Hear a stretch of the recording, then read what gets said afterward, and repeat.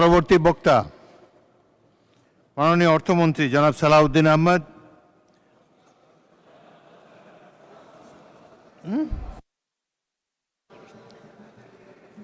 মাননীয় স্বরাষ্ট্রমন্ত্রী, আপনার পাশে অর্থমন্ত্রী বসাতো, আপনার সময় 30 মিনিট। মানে স্পিকার, এই ঘড়িটার মালিক আপনি, ইচ্ছা করলে পিছনে ঘুরাই দিতে পারবেন। ঘড়ির দিকে তাকিয়ে বক্তব্য দিয়ে, তবে মাগরিবের আজান দিলে পরে আমাকে আবার বলতে হবে। ধন্যবাদ। 30 মিনিট, টেক ইউর টাইম। জি মানে স্পিকার, 30 বোধহয় হবে না, যে হিসেবে আমরা 2026-এ আছি, এখন মনে হয় সময় বেশি লাগবে। মানে স্পিকার, বিসমিল্লাহ, আসসালাতু আসসালামু আলা রসুলিল্লাহ। মানে স্পিকার,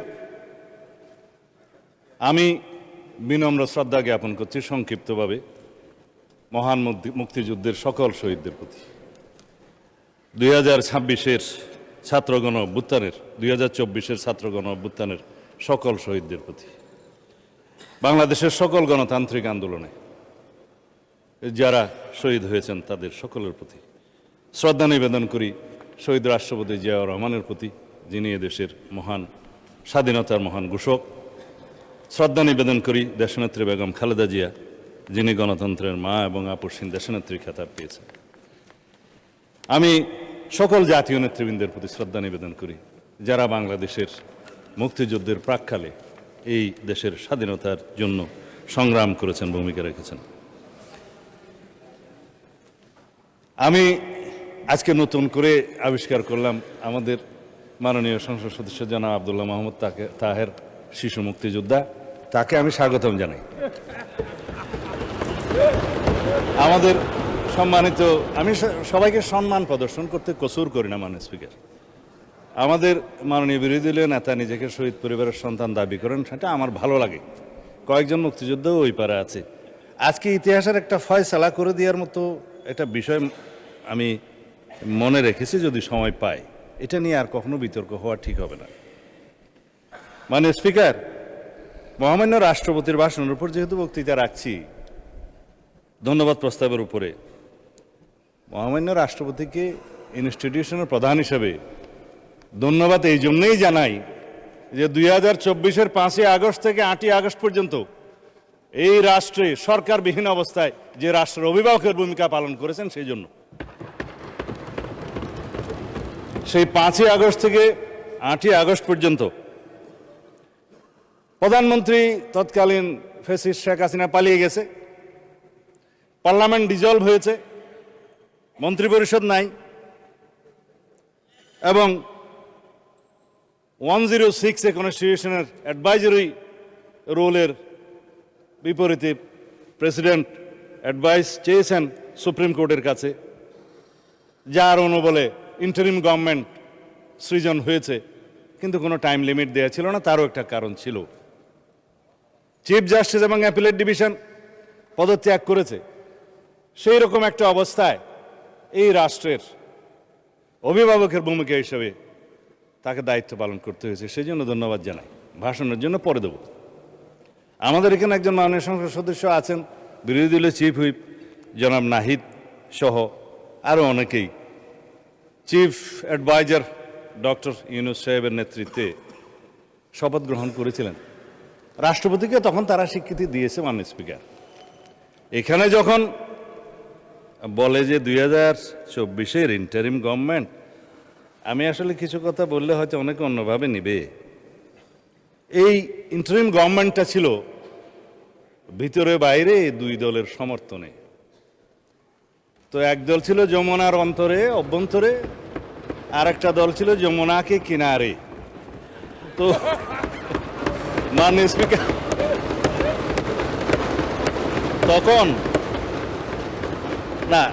তখন তারা এখন বলতে পারে যে আগে কি সুন্দর দিন কাটাইতাম, এখন নাই।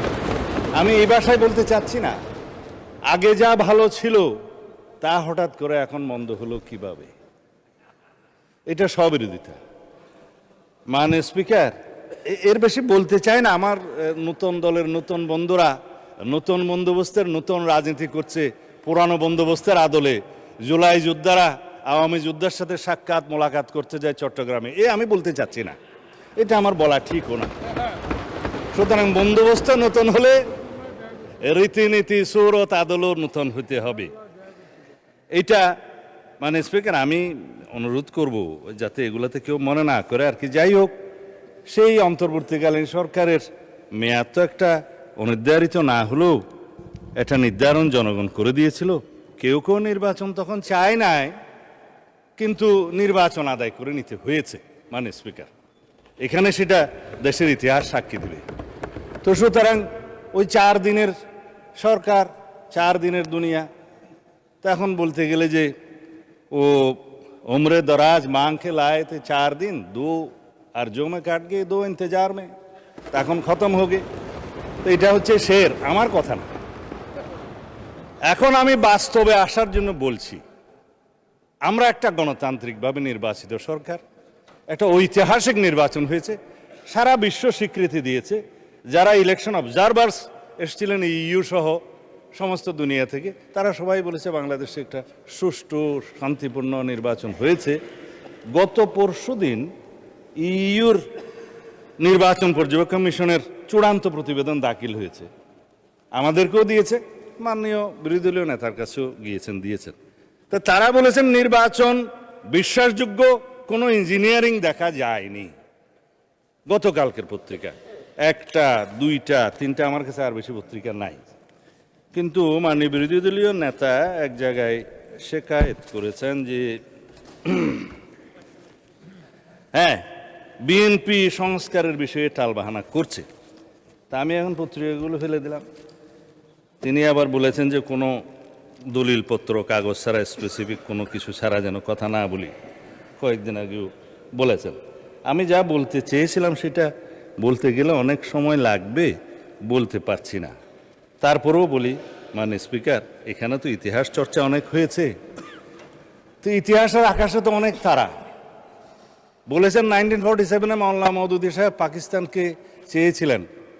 এইটা মাননীয় স্পিকার, আজকে এত বছর পরে, কত বছর হলো তো জানি না, এখন 47 থেকে 2000, তারপরে 25, বোধহয় 75 বছরের বেশি হয়ে গেল, 78 হয়ে গেছে। আজকে এই নতুন ইতিহাসটা আবিষ্কার করার জন্য আমি ধন্যবাদ জানাচ্ছি। এখন 1971 সালকে ভালো লাগে না সেটা আমরা বলতে চাই না, কেন ভালো লাগে না সেটা আমরা জানি, কিন্তু 72-এর সংবিধান, 71-এর ইতিহাস, সব কিছুকে এখন স্বীকৃতি দিতে হচ্ছে। আমি বিরোধী দলীয় নেতৃবৃন্দকে অসংখ্য ধন্যবাদ জানাই যে আপনারা মুক্তিযোদ্ধাদের ধারণ করেছেন, নিজেরা মুক্তিযোদ্ধা দাবি করছেন এবং মুক্তিযুদ্ধের সেই ইতিহাসকে আপনারা স্বীকার করছেন। সেজন্য দালিলিকভাবে কথা বলি, জাতীয় মুক্তিযোদ্ধা কাউন্সিল বিল গত কয়েকদিন আগে পাশ হয়েছে। এটা ইতিহাস, রেকর্ড, এই পার্লামেন্টের এই লেজিসলেশন সাক্ষী দিবে। আমাদের সকল বিরোধী দলীয় নেতৃবৃন্দ বসা ছিলেন, নার পক্ষেও ভোট দেয় নাই, হার পক্ষেও ভোট দেয় নাই। এনসিপির বন্ধুরা হার পক্ষে ভোট দিয়েছে, সত্য কিনা বলতে পারে। এখানে কি লেখা আছে? সাব্যস্ত ঐতিহাসিকভাবে, এই আইনগতভাবে, উভয় পক্ষের স্বীকৃতিভাবে লেখা আছে, বাংলাদেশের মহান স্বাধীনতা অর্জনের লক্ষ্যে পাকিস্তানের বিরুদ্ধে যুদ্ধ লিপ্ত হইয়া হানাদার ও দখলদার পাকিস্তানি বাহিনী এবং তাহাদের এই দেশীয় সহযোগী রাজাকার আল বদর আল শামস, তৎকালীন মুসলিম লীগ, জামাত ইসলামী, নেজামে ইসলাম এবং দালাল ও শান্তি কমিটির বিরুদ্ধে মুক্তিযুদ্ধে সক্রিয় অংশগ্রহণ করিয়াছেন।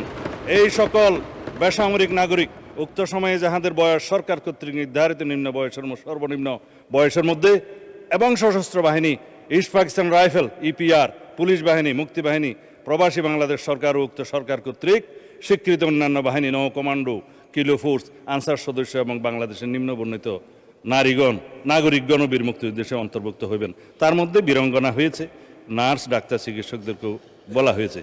এটার নাম হচ্ছে বীর মুক্তিযোদ্ধার ডেফিনিশন। ইতিহাস সাব্যস্ত হয়ে গিয়েছে, সম্মত হয়েছে।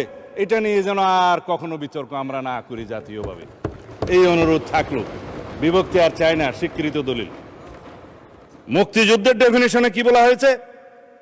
1971 খ্রিস্টাব্দে 26 মার্চ থেকে 16 ডিসেম্বর পর্যন্ত একটি স্বাধীন গণতান্ত্রিক রাষ্ট্র হিসাবে বাংলাদেশের জনগণের জন্য সাম্য ও মানবিক মর্যাদা ও সামাজিক ন্যায় বিচার প্রতিষ্ঠার আকাঙ্ক্ষায় হানাদার ও দখলদার পাকিস্তানি সশস্ত্র বাহিনী এবং তাহাদের সহযোগী রাজাকার আল বদর আল শামস তৎকালীন মুসলিম লীগ, জামাত ইসলামী, নেজাম ইসলাম এবং দালাল ও শান্তি কমিটির বিরুদ্ধে পরিচালিত যুদ্ধ, যাহার নাম মুক্তিযুদ্ধ, সাব্যস্ত হয়ে গিয়েছে। ফেলে দিলাম মাননীয় স্পিকার, আর কখনো কথা বলার প্রয়োজন নাই। এখন বাংলাদেশের ইতিহাস নিয়ে যদি আমি কথা বলি 1971 থেকে 2026 পর্যন্ত, এগুলো অনেক কথা ঘাটাঘাটনি হবে। অনুরোধ করেছেন আমরা যেন ওইদিকে না যাই। আমি বিস্তারিতভাবে বলবো না, সম্মত হয়েছি। কিছু কথা রেকর্ডে না রাখলেই নয়, সেজন্য মানে স্পিকার, আমি কি এখানে কাউকে জাতীয় বেঈমান বলতে পারি? এটা অসাংবিধানিক হবে। হ্যাঁ, ঠিক আছে, আমি চাইলে আওয়ামী লীগকে জাতীয় বেঈমান বললাম না 1986 সালে, এবং তাদের যে সহযোগী হিসাবে, সহযোদ্ধা বা হামসফর হিসাবে ইলেকশনে যারা গিয়েছিল, তাদেরকে আমি কিছু বলতে চাই, এটাও আমার বলা ঠিক হবে।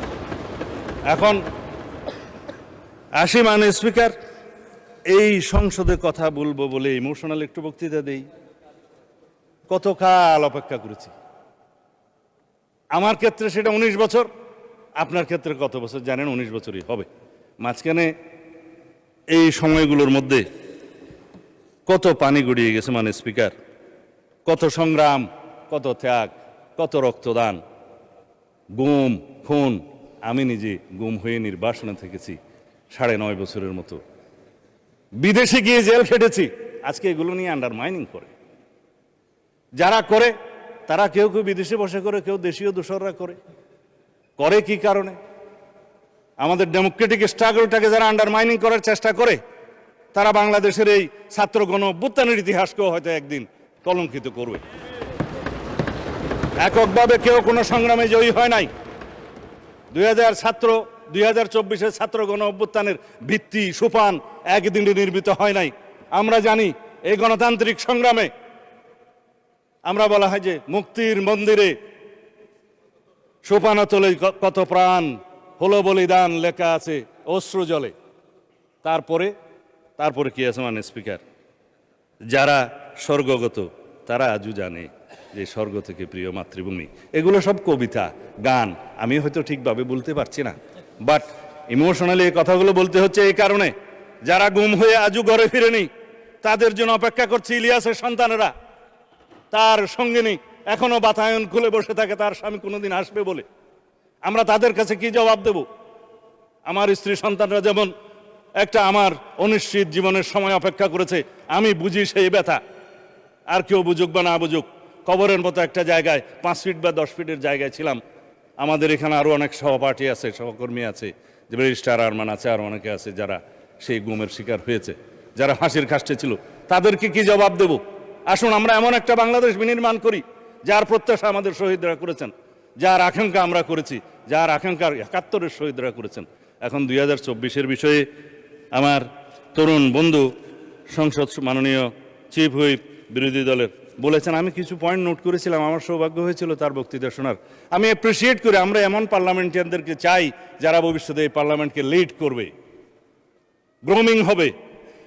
তবে কিছু কথা বলতেই হয়, কারণ মানে স্পিকার, এখানে শিকোয়ার শেকায়েতের ছড়াছড়ি হয়েছে। আমি শুধু জবাবে শিকোয়া করতে চাই, তার মধ্যে যদি কিছু বলা হয়ে যায় তাতে আমাকে ক্ষমা করবেন। তিনি বলেছেন বিএনপি জুলাই সনদ থেকে সরে গিয়েছে। মানে স্পিকার, বিএনপি জুলাই সনদ থেকে সরে যায় নাই, বিএনপি জুলাই সনদকে আঁকড়ে ধরেছে। দেখেন কত বড় বই, এইখানে যারা দস্তখত করেছে, এটা হাতে লেখা অরিজিনাল বুক। এর মধ্যে 30টা পার্টির মধ্যে 4টা পার্টি সই করে নাই, 26টা পার্টি সই করেছে। আমার ছোট বন্ধু এই নাহিদ সাহেবরা সই করেছেন 16/2/2026 সালে। এটা ফটোকপি ওখানকার লেখা আছে, নোট অফ ডিসেন্ট ব্যতি রেখে গণভোটের গণরায়ের সিদ্ধান্তের পূর্ণাঙ্গ বাস্তবায়ন সাপেক্ষে।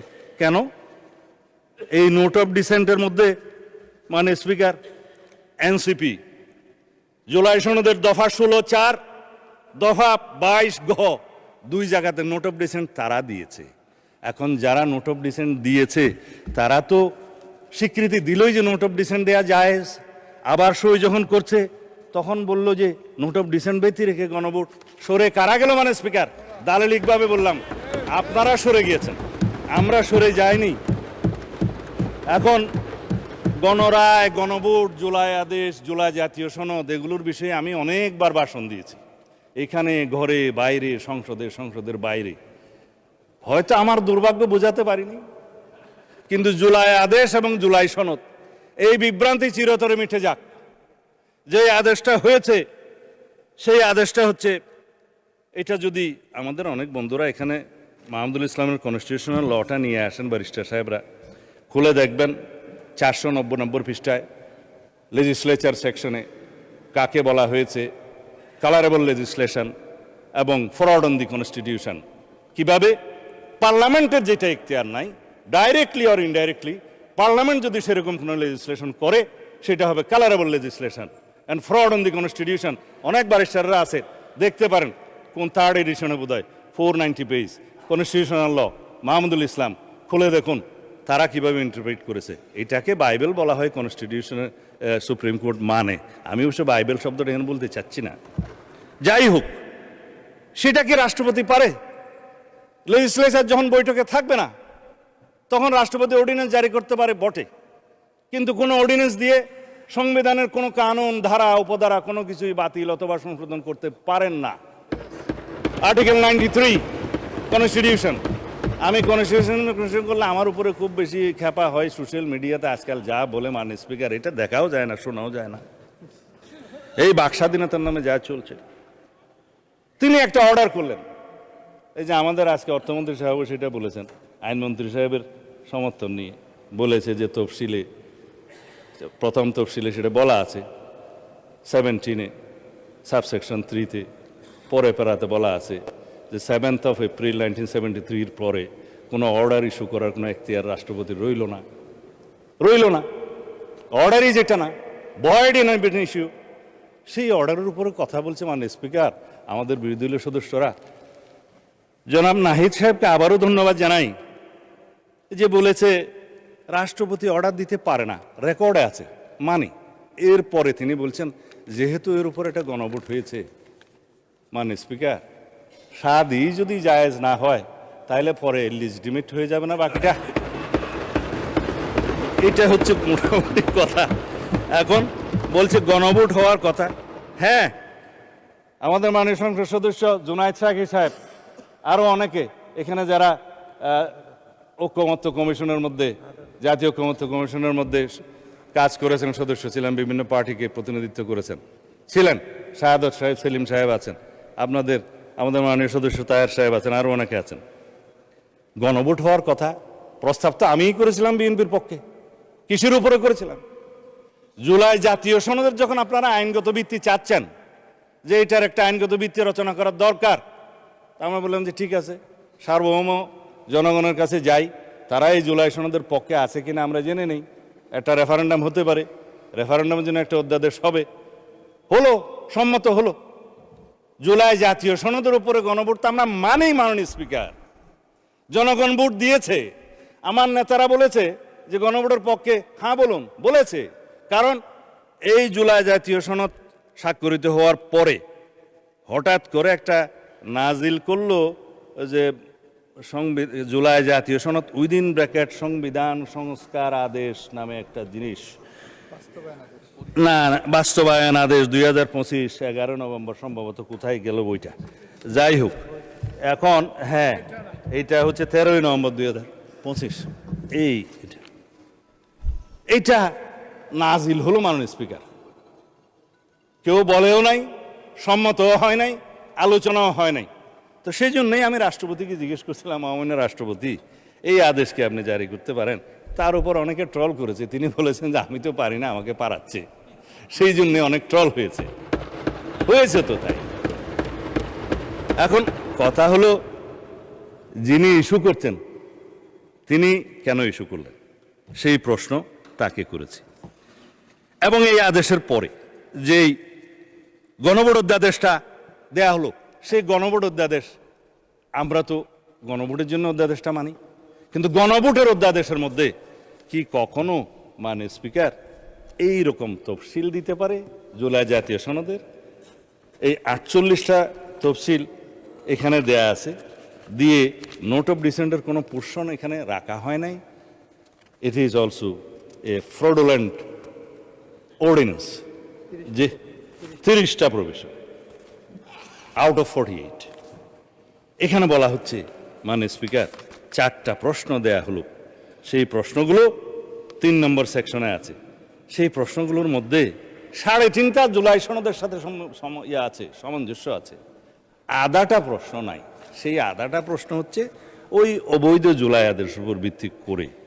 এখন যেটা প্রথম থেকেই অবৈধ, ভয়েড ইন এবিনিসিউ, এবং সেই জিনিসটার উপরে কোনো রকম সম্মতি ছিল না, রাজনৈতিক সমঝোতা ছিল না, জুলাই জাতীয় সনদের যে স্বাক্ষরিত দলিল তার সাথে কোনো মিল ছিল না, এবং সেই এরকম একটা আদেশ কিভাবে অন্তর্বর্তীকালীন সরকার করতে পারে মাননীয় স্পিকার? এবং সেই প্রেসিডেন্টের কি ক্ষমতা আছে? আমরা তো জুলাই জাতীয় সনদ বাস্তবায়নের জন্য যে নোট অফ ডিসেন্টের অংশ দিয়েছে, সেই মতে আমাদের নির্বাচনী ইশতেহার আমরা উল্লেখ করেছি প্রত্যেকটা দফা। আমার সাথে নির্বাচনী ইশতেহার আছে, এবং প্রত্যেকটা দফা যেখানে নোট অফ ডিসেন্ট আছে নির্বাচনী ইশতেহার উল্লেখ করতে যাই আমাদের 3 পাতা বৃদ্ধি পেয়েছে সেটার বহর। তারপরে জনগণের কাছে আমরা গিয়েছি, সেই ম্যানিফেস্টোর উপর আমাদেরকে 51% ভোট দিয়েছে। সংখ্যার দিক থেকে 213টা না 14 জন আমরা এখানে সংসদ সদস্য আছি মাননীয় স্পিকার। এখন সেটা কথা বলছে একটু আগে মাননীয় সদস্য জনাব তাহের সাহেব, যে 2/3 মেজরিটির পরিণতি আমরা জানি। মাননীয় স্পিকার, 2/3 মেজরিটি না হলে 1979 সালে 5ম সংশোধনী হতো না, বাকশাল বিলুপ্ত হতো না, বহুদলীয় গণতন্ত্র প্রতিষ্ঠা হতো না, এবং জুডিশিয়ারি ইন্ডিপেন্ডেন্স কায়েম হতো না, আর্টিকেল 96 আসতো না, সুপ্রিম জুডিশিয়াল কাউন্সিল আসতো না, এই দেশে মুক্ত গণমাধ্যম আসতো না, এগুলো কিছুই আসতো না।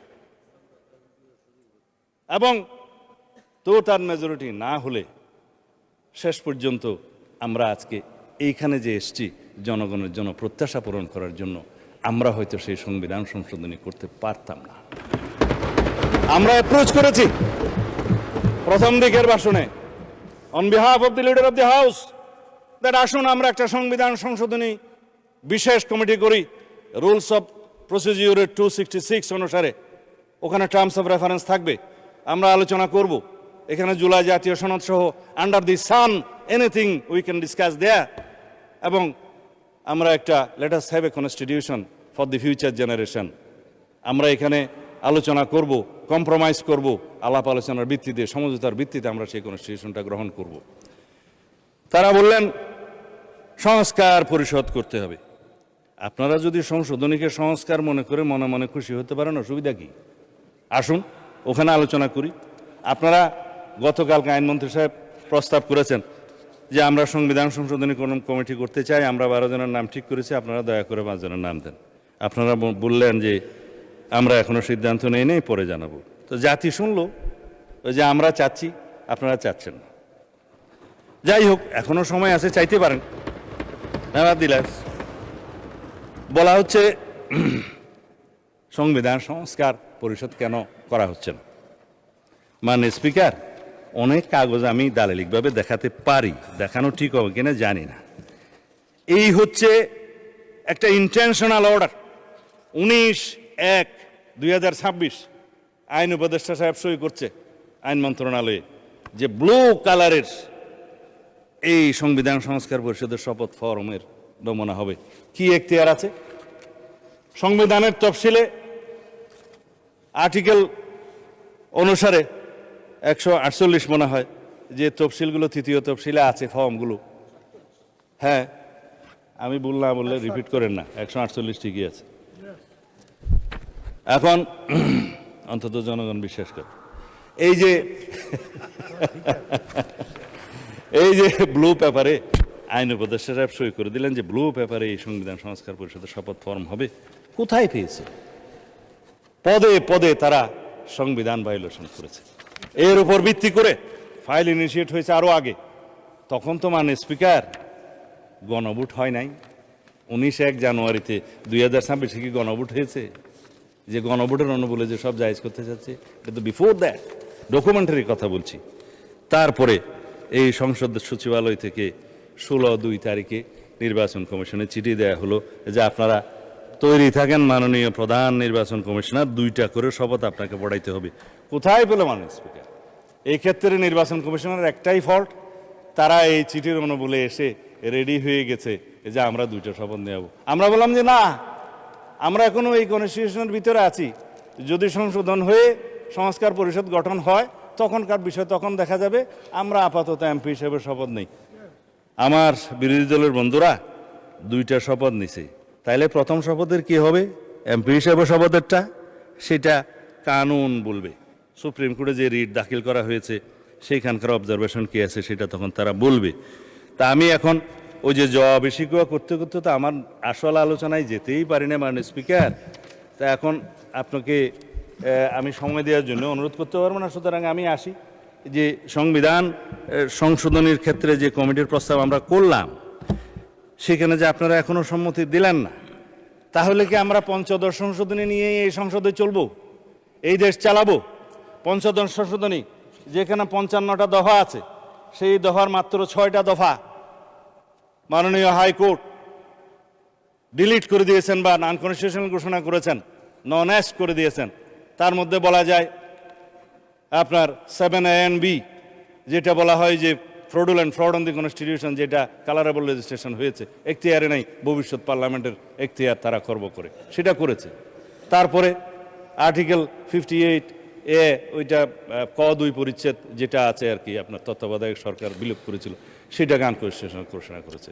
44 সাবসেকশন 2 করেছে, যেটা জুডিশিয়ারির ব্যাপার, আপনার হাইকোর্ট ডিভিশনের একটা এখতিয়ারকে লোয়ার লেভেলে ডিস্ট্রিক্ট কোর্ট লেভেলে নিতে চেয়েছিল, সেটা তাদের ভালো লাগে না, যেহেতু কনস্টিটিউশনাল কোর্ট হচ্ছে হাইকোর্ট, আর ওগুলো হচ্ছে যে court by law, created by law, সেই জন্য করেছেন।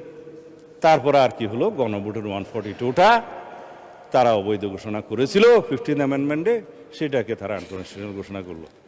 এই 5টা 6টা বাদে বাকি 55-এর সব কিছু তো রয়ে গেছে মাননীয় স্পিকার। হ্যাঁ, সবাই ঠিকই বলে যে ওখানে একজনের ছবি ওঠানোর কথা, আপনারা উঠাচ্ছেন না কেন? যদি আপনারা সংবিধান সংশোধনে রাজি না হন তাহলে তো ছবি লাগাতে হবে। আপনারা কি সেটা চান? আমরা চাই মহান আল্লাহর উপর আস্থা এবং বিশ্বাস আমরা ধারণ করি, প্রিয়াম্বলে সংবিধানের মূলনীতি এবং রাষ্ট্র পরিচালনার মূলনীতি আর্টিকেল 8-এ, সেটা যদি আমরা সংবিধান সংশোধন না করি তাহলে তো ধারণ করতে পারবো না মাননীয় স্পিকার। এগুলো জনগণ জানুক, সেই জন্য আমি এখন আহ্বান জানাচ্ছি, আপনারা নিশ্চয়ই জানেন আমরা একটা সোভারেইন, ইন্ডিপেন্ডেন্ট এবং ইউনিটারিস রিপাবলিক। এই রিপাবলিকের মানি আসছে হলো রেস পাবলিকা থেকে, এটা জনগণের সম্পত্তি, রেস মানি জিনিস। এই রিপাবলিকের মালিক জনগণ। আপনারা অনেকেই বক্তৃতা দিয়েছেন যে কনস্টিটিউশন তো মানুষের জন্য, মানুষ কনস্টিটিউশনের জন্য না, 100% সত্য। সুতরাং এই রিপাবলিকের যে মালিক জনগণ, তাদের পক্ষে যদি আমরা কনস্টিটিউশন অ্যামেন্ডমেন্ট করতে চাই তাহলে আমাদেরকে এই সংবিধান সংশোধনী কমিটিতে আসতে হবে। মানে স্পিকার, বর্তমান দুনিয়াতে with new global order, new global economic order, new global south, balance and imbalance, এগুলো সবগুলোর সাথে তাল মিলিয়ে আমাদের নেতা মাননীয় প্রধানমন্ত্রী জনাব তারেক রহমান বিশ্ব স্বীকৃতি পেয়েছেন। 100 influential leaders of the world যে তালিকা হয়েছে তার মধ্যে পেয়েছে। আমরা তার নেতৃত্বে আছি, আমরা পেয়েছি তার কাছ থেকে প্ল্যান। তিনি বলেছেন আই হ্যাভ এ প্ল্যান, আমরা সবাই বলি উই হ্যাভ এ প্ল্যান। সেই প্ল্যান কি এবং সেই প্ল্যানের বাস্তবায়ন কি জাতি দেখতে শুরু করেছে মাননীয় স্পিকার। বিএনপি প্রতিশ্রুতি দেয়, বিএনপি প্রতিশ্রুতি রাখে। বিএনপির ইতিহাস 1971 সালের ইতিহাস, মহান স্বাধীনতার ঘোষক শহীদ রাষ্ট্রপতি জিয়াউর রহমানের। বিএনপির ইতিহাস 7ই নভেম্বরের ইতিহাস, এই দেশের সংবিধান এবং এই রাষ্ট্রকে রক্ষা করার ইতিহাস। বিএনপির ইতিহাস 1979 সালে বহুদলীয় গণতন্ত্র প্রতিষ্ঠার ইতিহাস। বিএনপির ইতিহাস 1991 সালের এই দেশের সংসদীয় রাজনীতি প্রবর্তনের ইতিহাস। বিএনপির ইতিহাস 1996 সালে তত্ত্বাবধায়ক সরকার পদ্ধতি প্রতিষ্ঠার ইতিহাস। বিএনপির ইতিহাস 1990, 2024-এর ছাত্র গণ অভ্যুত্থান এবং গণ অভ্যুত্থানের মধ্য দিয়ে এই দেশের বারবার গণতন্ত্রকে রক্ষা করার ইতিহাস। মাননীয় স্পিকার, সময় তো চলে গেল, মাগরিবের আজান পর্যন্ত অন্তত যাই, আপনি তো গরিব বিচাই দিতে পারেন। মাননীয় স্বরাষ্ট্রমন্ত্রী, আর 11 মিনিট পরে আজান হবে। তো ওই যে ঠিক আছে, আমি আন্দাজে বয়ান করবো না মানে স্পিকার, আর আপনি তারপরে আপনি 10 মিনিটের মধ্যে শেষ করে দেন। ঠিক আছে, মাচ অবলাইজ। যাই হোক, মানে স্পিকার, আজকাল সামাজিক যোগাযোগ মাধ্যমে যা চলছে বাক ব্যক্তির স্বাধীনতার নামে, সেটাকে যদি নিয়ন্ত্রণ করা না যায়, আমরা যদি নিজে নিজে নিয়ন্ত্রণ না হই, এই জাতিকে আমরা কোথায় নিয়ে যাব জানি না। কিছু আছে বিদেশে, কিছু আছে দেশে, কিছু আছে করে। এখানে আমরা freedom of speech and freedom of press বলে কথা থাকে, এটাও আর্টিকেল 39 বিবৃত আছে। But it is subject to reasonable restriction imposed by the law in the greater interest of the state and public order. আরও কিছু কিছু আছে, তো সেই রিজনেবল রেস্ট্রিকশনটা তো কোর্ট দয়া করে বলতে পারে। আমরা আইন মন্ত্রণালয়কে, সংসদ বিষয়ক মন্ত্রীকে বলতে পারি যে এই রেস্ট্রিকশনগুলো কি আমরা এনাক্টমেন্টে আনতে পারবো? না হলে পিতার সাথে কন্যাকে জড়িয়ে, মাননীয় প্রধানমন্ত্রীর স্ত্রী কন্যাকে সহ জড়িয়ে যেভাবে বাংলাদেশে এই স্বাধীনতার নামে যেভাবে কুৎসিত কলঙ্কিত ধারা হচ্ছে, এটা বেশি দূর এগোতে পারবে না মাননীয় স্পিকার। আমরা পারবো না, আমাদের কালচারটা নষ্ট হয়ে যাবে, সামাজিক সোশ্যাল হারমোনি নষ্ট হয়ে যাবে, রিলিজিয়াস হারমোনি নষ্ট হয়ে যাবে, আমাদের এখানে অনেক কিছু অনাচার হবে। সেই জন্য অনেক সময় মাননীয় স্পিকার আমরা বলি যে আমরা তো কাউকে উল্লু ডাকতে পারি না এই মাননীয় সংসদে, মহান সংসদে পারি না। কিন্তু এখন যে পরিমাণে দেখছি আবারও যে बर्बाद है गुलिस्तान के लिए ये एक ही उल्लू काफी है। तो अभी घर घर बोले जे अगर हर शाख पे उल्लू बैठे हैं तो अंजाम गुलिस्तान क्या होगा। এখন যেভাবে ঘরে ঘরে আমরা এগুলাকে দেখছি দেশে বিদেশে, আমি নাম নেব না, অনেক ইউটিউবার এটা সেটা আছে মাননীয় স্পিকার, মনে হয় যেন পৃথিবীর একমাত্র বাক স্বাধীনতা তাদের আছে আর আমরা এখানে সব নিরহ জনগণ। কাউন্টার করলে বলে যাবে যে এটা বলেছে, আরো গালিগালাজ শুরু হবে। গালিগালাজের প্রতিযোগিতায় যদি মাননীয় স্পিকার কেউ চ্যাম্পিয়ন হতো, দেশে বিদেশে অনেকেই আছে, নাম বলবো না। যাই হোক, এখন আমি অনুরোধ করবো আমার নবীন বন্ধুদের, ৭১-এর চেতনা বিক্রি করতে করতে একটা দল নিঃশেষ হয়ে গিয়েছে, পালিয়ে যেতে বাধ্য হয়েছে। আমরা সবাই জুলাইয়ের চেতনাকে যেন রাজনৈতিক ব্যবসা হিসেবে ব্যবহার করি। জুলাই আমাদের সবার, জুলাই আমাদের চেতনা, কিন্তু আমরা নেব স্পিরিটটা। জুলাই কি চেয়েছিল, আমাদের শহীদরা কি চেয়েছিল, আমাদের ছাত্রগণ অভ্যুত্থানের মূল স্পিরিট কি ছিল, এটাকেই আমরা ধারণ করি। কিন্তু কৃতিত্বকে যেন আমরা ধারণ না করি, আমরা কেউ কৃতিত্ব নেব না। এই দেশের সকল জনগণ যারা ফেসিবাদ বিরোধী গণতান্ত্রিক আন্দোলনে অংশগ্রহণ করেছে দীর্ঘ ধারাবাহিক প্রক্রিয়ায়, সেই 2009 থেকে 2024 পর্যন্ত এই রক্তের সোপান মাটি দিয়ে যারা এসেছে, সবাই এর কৃতিত্বের দাবিদার, আমরা কেউ না। আমরা হয়তো কেউ কখনো সেই ধারাবাহিকতায় গুম হয়েছি, ফাঁসির কাস্টে গিয়েছি, কেউ কেউ আজও পর্যন্ত ফিরে আসে নাই, সবাই আমরা ভাগিদার। সুতরাং আমি বলবো, আমরা এই যে ইলেকশন ইঞ্জিনিয়ারিংয়ের কথা বললাম, এই জাতীয় বক্তব্য যেন আমরা না দিই, যেটা ইন্টারন্যাশনালি অ্যাকসেপ্টেড, সেই হিসাবে যেন আমরা যাই। আমি একটা বিষয় ভুলে যাচ্ছি, আমরা এই শোকের দিনে নিজেরা বোধহয় আওয়ামী লীগের সময় নির্যাতনের, নিপীড়নের, লুটপাটের কাহিনী সবাই ভুলে যাচ্ছি মাননীয় স্পিকার। নিজেদের মধ্যে আমরা মুক্তিযোদ্ধা, অমুক্তিযোদ্ধা, ৭১, ৭২ করতে করতে আমরা যেন সেই স্মৃতি বিস্মৃত হয়ে যাচ্ছি, সেটা যেন আমরা না বলি। ক্ষুদ্র একখান কাগজ নিয়ে এসেছি মাননীয় speaker, state of the state economy, white paper on state of the Bangladesh economy since 2009 to 2023. It is made by and headed by Debapriya Bhattacharya, আপনারা জানেন রিনাউন্ড ইকোনমিস্ট। একটা শ্বেতপত্র সেল করেছিলেন ইন্টারিম গভর্নমেন্টের সময়। কি বলেছে তারা আওয়ামী লীগের সময়ের এই কাহিনী, শুধু আর্থিক লুটপাটের কথা বলছে। Between 2009 and 2023 illicit financial outflows average $16 billion annually, more than double the combined value of the foreign aid and FDI inflows. এখন বলছে সেগুলো দিয়ে আমরা এই যে having tax exemptions could double the education, আমাদের এডুকেশন ফান্ডকে দ্বিগুণ করা যেত, অ্যান্ড ট্রিপল হেলথ এডুকেশন, 3 গুণ করা যেত স্বাস্থ্য বাজেটের। তারপরে বলছে পাবলিক ইনভেস্টমেন্টের ক্ষেত্রে 70% পর্যন্ত অ্যাভারেজ কস্ট বাড়ানো হয়েছে, ওভার 5 ইয়ার্স টাইম বাড়ানো হয়েছে। এখানে 2,80,000 কোটি টাকা বাংলাদেশের অপচয় হয়েছে মাননীয় স্পিকার। আপনাদের ডিস্টর্টেড করেছে সাপ্লাই চেইন এবং পলিটিক্যাল ইনফ্লুয়েন্সে, পলিটিক্যাল কনসিডারেশনে যে সমস্ত লোন দেয়া হয়েছে তার পরিমাণ এত বেশি, বলছে যে 14টা ঢাকা মেট্রো সিস্টেম করা যেত, 24টা পদ্মা ব্রিজ বানানো যেত তা দিয়ে আওয়ামী লীগের ইতিহাসের সময়। লেবার মাইগ্রেশনের মধ্যে দিয়ে over the last ডিকেডস BDT Bangladesh টাকায় 13 লক্ষ কোটি টাকারও বেশি, 1.34 ট্রিলিয়ন, এটা শুধু ফানেলড হয়েছে, সাইফন্ড হয়েছে ফন্ডের মাধ্যমে বিদেশে আওয়ামী লীগের সময়। আর সোশ্যাল সেফটি নেটওয়ার্কের সময় বলেছে বিষয়ে যে ভালনারেবল পিপলের ক্ষেত্রে as per 2022 73% of the social safety net beneficiaries were classified as non-poor. তার মানে আওয়ামী লীগের বিবেচনায় যারা যারা দরিদ্র তাদেরকে সোশ্যাল সেফটি নেটওয়ার্কের মধ্যে নিয়ে আসছে, অর্থাৎ ধনীরা এই সমস্ত সেফটি নেটওয়ার্কের মধ্যে ছিল। এই হয়েছে একটা টোটাল করাপশনের চিত্র। মানে স্পিকার, এর বেশি বলবো না, শুধু এখানে একটা মুদ্রা লাইন যে 2009 থেকে 2024 এই সময় পর্যন্ত আওয়ামী রেজিমে 30 লক্ষ কোটি টাকা প্রায় বিদেশে পাচার হয়েছে। সেই রিপোর্ট বলা হয় 29,25,000, এটা অ্যাপ্রক্সিমেটলি 30 লক্ষ কোটি টাকা বাংলাদেশ থেকে পাচার হয়েছে মাননীয় স্পিকার। এই হলো আওয়ামী চিত্র। আর আমরা এখানে বাহাস করতেছি কে মুক্তিযোদ্ধা কে মুক্তিযোদ্ধা না। আমরা আসুন সবাই সম্মিলিতভাবে বিদেশে পাচারকৃত এই সমস্ত অর্থ ফেরত আনার ব্যবস্থা করি। আজকে শুনে আরো খুশি হয়েছে মাননীয় স্পিকার যে বলে যে আমরা তো বিরোধী দল না। হ্যাঁ, আপনারা বিরোধী দল, আপনারা সরকারি দলে আসার জন্য কসরত করবেন, এটাই হচ্ছে নিয়ম, এটাই পার্লামেন্টের রীতি।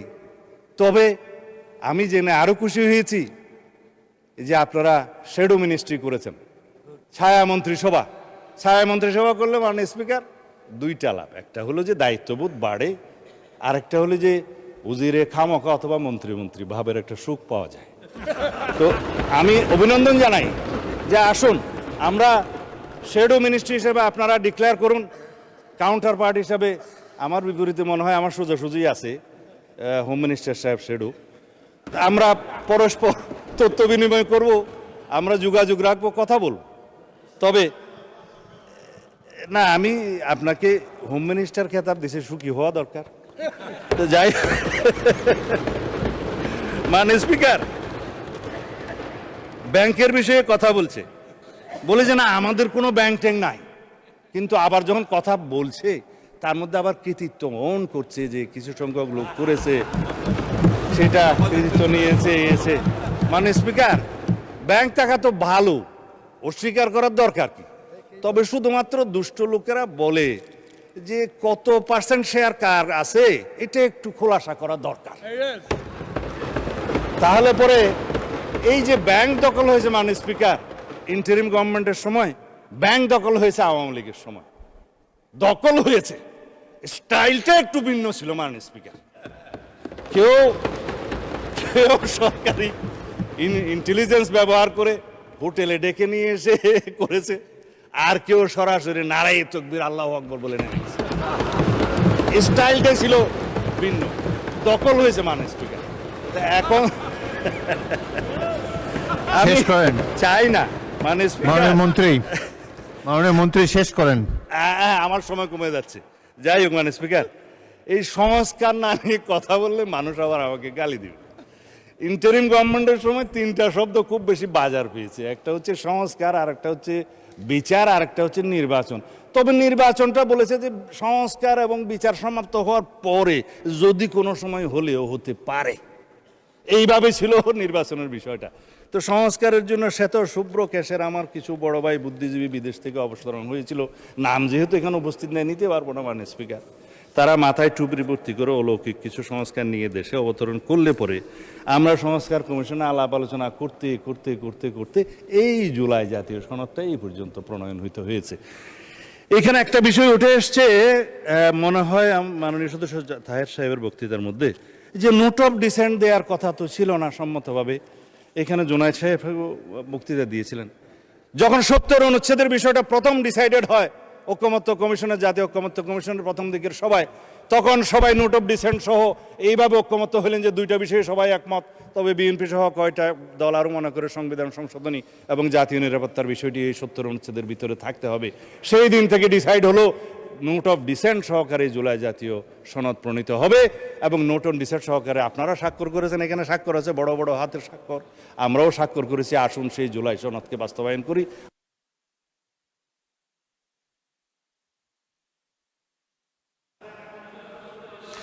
আপনি আজানের অপেক্ষায় আছেন? আচ্ছা চালান, আজান পর্যন্ত বলেন। ঠিক আছে, মানে খাঁটি প্র্যাকটিসিং মুসলিম তো আজান দিলে নিজে নিজেই বন্ধ হয়ে যাব। যাই হোক, মাননীয় স্পিকার, আমি আসলে বলতে চেয়েছিলাম সংস্কার হচ্ছে একটা চলমান প্রক্রিয়া। এই সংস্কার শহীদ রাষ্ট্রপতি জিয়াউর রহমানের সময় শুরু হয়েছিল, দেশনেত্রী বেগম খালেদা জিয়া এটা টেনে নিয়ে গেছেন এবং জনাব তারেক রহমান এই সংস্কারের প্রস্তাব দিয়েছেন, 71 দফা প্রণয়ন করেছেন। আমরা নির্বাচনী ইশতেহারে সেটা ধারণ করেছি। জুলাই জাতীয় সনদের মধ্যে আমরা অনেক কিছুই পেয়েছি, আবার অনেক কিছুই পাইনি, যেগুলো আমাদেরকে 31 দফার ভিত্তিতে করতে হবে। সংবিধানে অনেক কিছু আনতে হবে। যা আমরা সম্মত হয়েছিলাম জুলাই জাতীয় সনদে সেরকম অনেক বিষয় আসেনি। যেমন সংবিধানের 3টা তফসিল, জনাব শেখ মুজিবুর রহমানের ভাষণ সহ সব কিছু সংবিধান হয়ে গেছে মাননীয় স্পিকার। এগুলো আমাদেরকে তো বিলুপ্ত করতে হবে। পঞ্চদশ সংশোধনীর সমস্ত তফসিলগুলো 5, 6 এবং 7 তফসিলগুলো আমাদের বিলুপ্ত করতে হবে। একমত হয়েছিলাম, সনদে আসে নাই, একটা বাদ গিয়েছে।